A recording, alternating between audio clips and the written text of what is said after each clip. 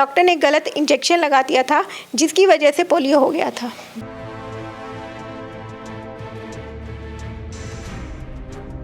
Body में बिल्कुल भी मोमेंट नहीं थी, कहते कि बस प्राण थे, इतना ही था, बाकी कुछ भी नहीं।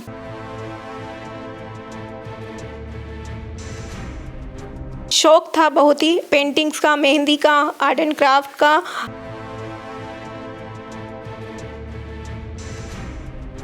लगभग पिछले 25 सालों से लड़कियों को सिखा रही हूँ। आपके फाउंडेशन में सीखने के लिए आती हैं? लगभग 50 के करीब जो है लड़कियाँ सीखने के लिए आती हैं।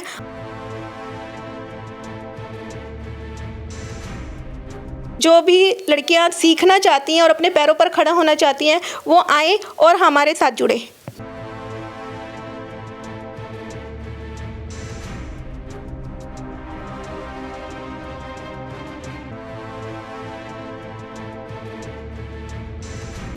नमस्कार, मैं मनीषा कुंडू, बहुत बहुत स्वागत है आप सबका। हम मौजूद है सफ़ीदों में और आप सब मेरे साथ देख रहे हैं समाचार क्रांति 24।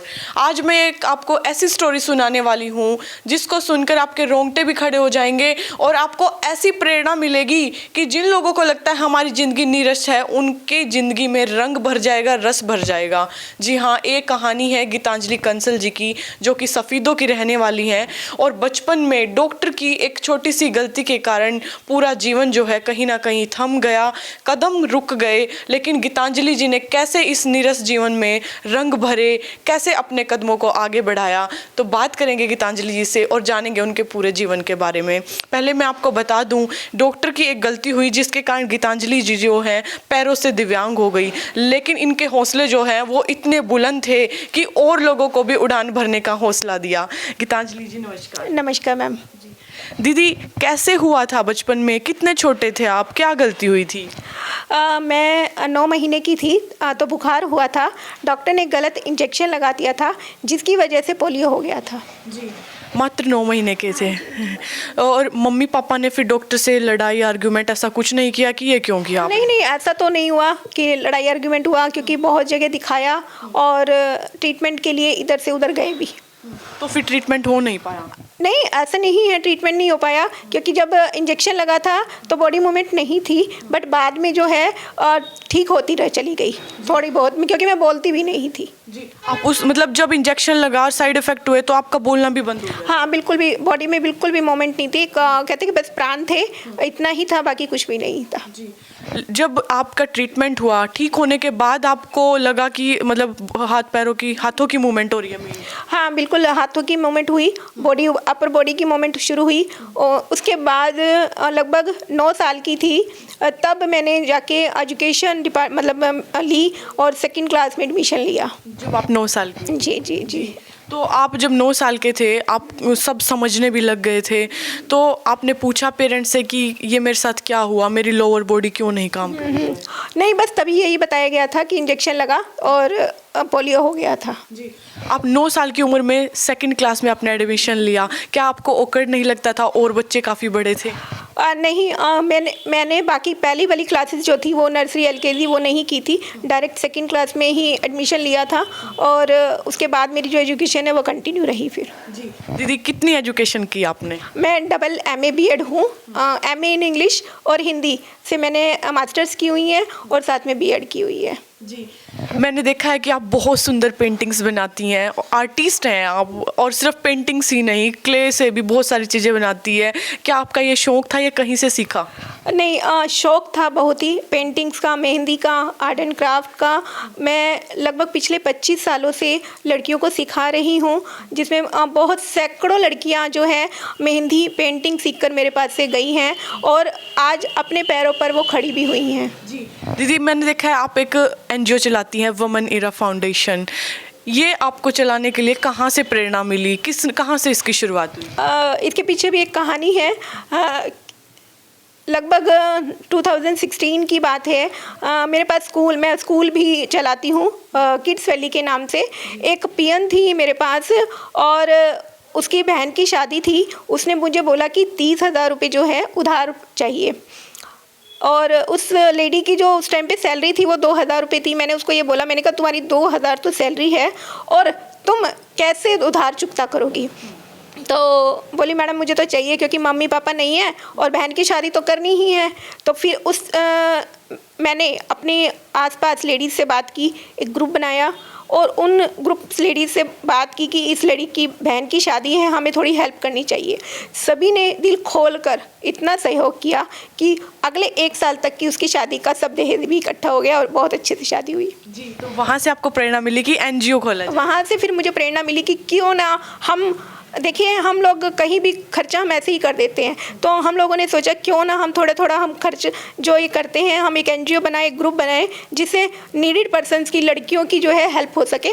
और उस दिन से हम लोगों ने मिलकर, बहुत सारी लेडीज़ मेरे साथ जुड़ी हुई हैं, उस दिन से हम लोग इस तरीके से लेडीज़ की सहायता करते हैं। जी, अभी कितनी लड़कियां जो है आपके फाउंडेशन में सीखने के लिए आती हैं? लगभग 50 के करीब जो है लड़कियां सीखने के लिए आती हैं। हमने अलग अलग गाँव में और अलग अलग जगह पर सिलाई सेंटर और ब्यूटिशियन सेंटर, योगा सेंटर जो हैं वो खोले हुए हैं ताकि लड़कियां सीखकर इंडिपेंडेंट बन सके और अपने घर का गुजारा कर सके। दीदी एक सवाल पूछना चाहूँगी, प्लीज़ माइंड मत करना। कई बार ऐसी सिचुएशंस में पेरेंट्स को बोझ लगने लग जाते हैं बच्चे, क्या फैमिली में कभी ऐसी सिचुएशन आई, आपको फील हुआ हो? बिल्कुल भी नहीं, कभी भी नहीं। पेरेंट्स का तो हमेशा से ही सपोर्ट्स रहा है और वो कहते कि नहीं तुम करो, हम तुम्हारे पीछे खड़े हैं। जी दीदी, क्या कभी पेरेंट्स ने बड़े होने के बाद ये नहीं सोचा कि तांजलि की शादी कर दें, या ऐसे ऑफर रिश्तेदारों से? ऐसा कभी मेरे ऊपर दबाव नहीं आया कि आपको शादी करनी ही करनी है। हाँ, कभी मेरा उस तरफ रुझान नहीं गया क्योंकि जब से दूसरे लोगों की सहायता में आई हूँ, मेरा मन हमेशा उधर ही रहता है कि नहीं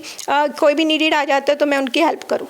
जी दीदी, अभी कितने मेंबर्स आपके एनजीओ से जुड़े हुए हैं जो आपके साथ दूसरों की हेल्प करने में अपना योगदान देते हैं? बिल्कुल, लगभग सफ़ीदों से क्या, बाहर से भी मेरे साथ लगभग 250 लेडीज़ जो हैं वो जुड़ी हुई हैं।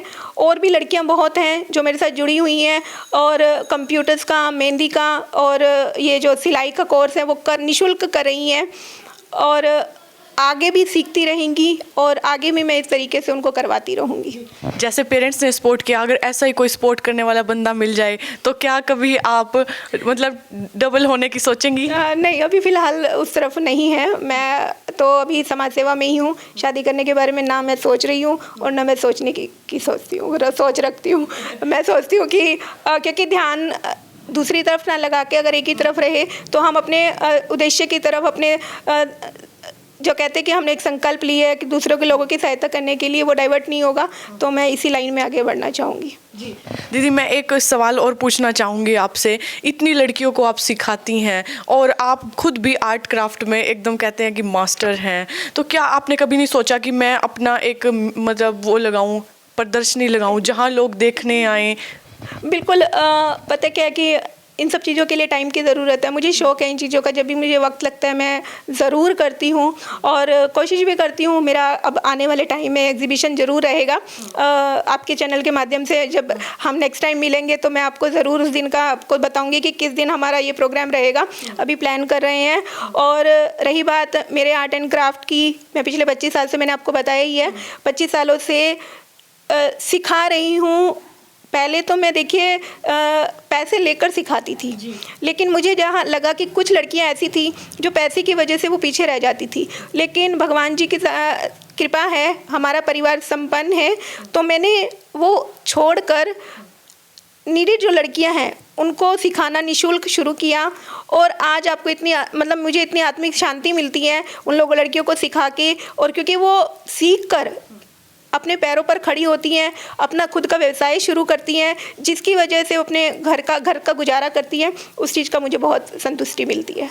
जी दीदी, एक सवाल और है मेरा कि मैंने देखा है सिर्फ आप ही नहीं, बहुत सारे दिव्यांग हैं इस समाज में, और वो अपने दिव्यांग होने को एक बहुत बड़ी कमी मान लेते हैं। उनके अंदर जो हुनर होता है उसको भी बाहर नहीं निकाल पाते हैं और घर पर बैठ जाते हैं, और कहीं ना कहीं पेरेंट्स भी मायूस हो जाते हैं कि बच्चे के अंदर ये कमी है और ये आगे नहीं बढ़ सकता।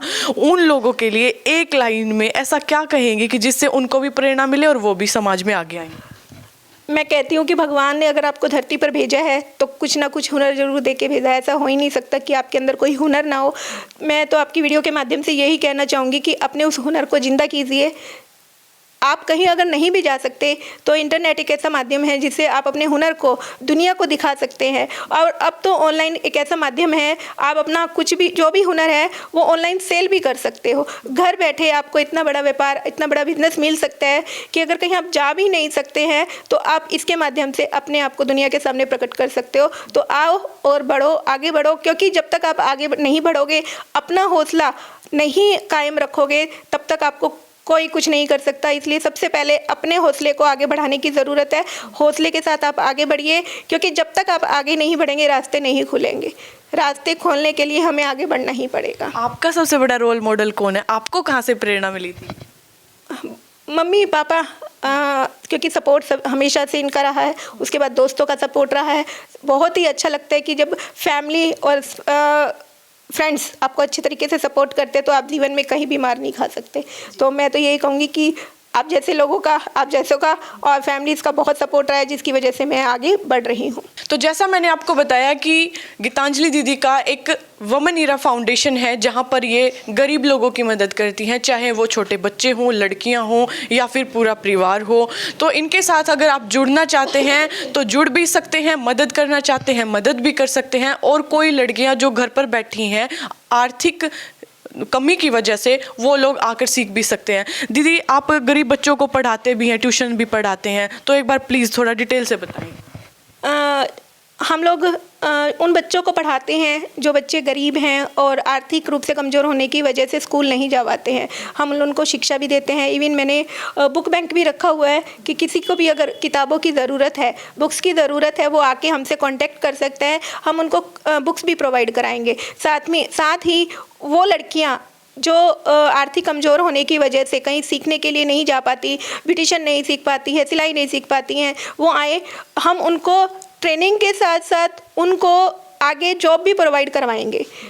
अलग अलग जगह पर उन लोगों के प्लेसमेंट कराएंगे ताकि वो लोग यहाँ से सीख के, हमारे पास से सीख के आगे जॉब करने के लायक हो सके। जी, आप गरीब लड़कियों की शादी भी करवाती हैं। अगर आपके फाउंडेशन से आपसे कोई जुड़ना चाहे तो कैसे जुड़े? बिल्कुल, वो हमारे से जुड़ने के लिए आप स्क्रीन पर नंबर्स जो है मैम दे देंगे, आप उससे जुड़ जाइएगा, हमसे जुड़िएगा और आपको खुद अच्छा लगेगा हमसे जुड़ के। आप आइए और हमारे काम को देखिए। और आपके चैनल के माध्यम से मैं ये कहना चाहती हूँ कि इस वीडियो को ज़रूर शेयर कीजिए और उन नीडेड पर्सन्स, उन गरीब लड़कियों तक ये ज़रूर पहुँचाइए जो भी लड़कियाँ सीखना चाहती हैं और अपने पैरों पर खड़ा होना चाहती हैं, वो आएँ और हमारे साथ जुड़े। और आज ऐसा समय आ गया है कि अपने हौसलों से उड़ान भरकर एक मिसाल कायम कर ली है समाज में गीतांजलि जी ने। और कोई भी पब्लिक प्रोग्राम हो, स्कूल प्रोग्राम हो, एज ए रोल मॉडल इनको बुलाया जाता है। दीदी, कैसा महसूस करते हो एज ए रोल मॉडल ऐसे बड़े प्रोग्राम्स में पहुंचकर? मैंने देखा है कि आप बहुत बड़ी हस्तियों के साथ भी बैठे हो, फोटो क्लिक मैंने आपके देखे हैं। बड़ा अच्छा लगता है और खुद को भी प्राउड फील सा होता है कि हाँ, कि मतलब लगता है कि हम इस स्टेज पे आ चुके हैं। कभी जब हम स्कूल में होते थे तो चीफ गेस्ट सामने बैठे होते तो हम ये सोचते थे यार हम वहाँ तक कब पहुँचेंगे। तो अब वहाँ पर हम अपने आप को देखते तो कि अच्छा लगता है कि हाँ, हम लोग शायद इस लायक हो गए हैं कि एज अ रोल मॉडल जो है हमें वहाँ इन्वाइट किया जाता है। बहुत बहुत मैं उन लोगों का भी बहुत थैंक यू करना चाहूँगी जो एज अ रोल मॉडल मुझे वहाँ इन्वाइट करते हैं, एज अ चीफ गेस्ट मुझे इन्वाइट करते हैं, मुझे इस लायक बनाया, उसके लिए बहुत बहुत धन्यवाद। थैंक यू दीदी। तो हमारे साथ गीतांजलि कंसल जी मौजूद थी, जिनकी पूरी लाइफ स्टोरी मैंने आपको सुनाने का प्रयास किया और आपके माध्यम से सवाल भी पूछे। और मैं चाहूँगी कि आप लोग भी इनसे प्रेरणा लेकर अपने जीवन में आगे बढ़ें और ये वीडियो को इतना शेयर करें कि जो लोग मन मार कर घर पर बैठे हुए हैं उनके अंदर एक ललकार जागे और वो भी घर से बाहर निकलें। धन्यवाद। फिर मिलेंगे एक नई अपडेट लेकर। तब तक जय हिंद, जय भारत, जय हरियाणा।